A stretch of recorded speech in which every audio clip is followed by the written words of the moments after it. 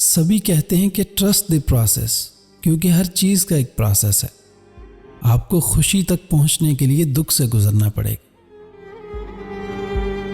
ہر چیز اپنے وقت پر ہوتی ہے، صبر بھی وقت پر آتا ہے، ایون کہ خوشی بھی وقت پہ ملتی ہے۔ اس لیے صبر کرو، کیونکہ وقت سے پہلے تو پھول بھی نہیں کھلتے۔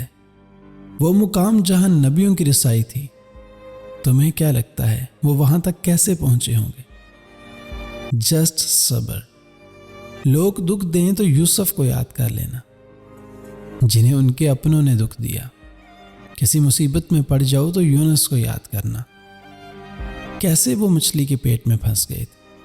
اور کبھی اکیلے پڑ جاؤ نا تو یاد کرنا کہ اللہ نے ساتھ دینے کا وعدہ کیا ہے، اور وہ وعدہ ضرور نبھائے گا۔ ایک ہی تو زندگی ہے، اسے بھی اداس رہ کر گزار دیا تو کیا فائدہ؟ اداس ہو جانا، رو لینا، پریشان ہو جانا، یہ سب نارمل ہے۔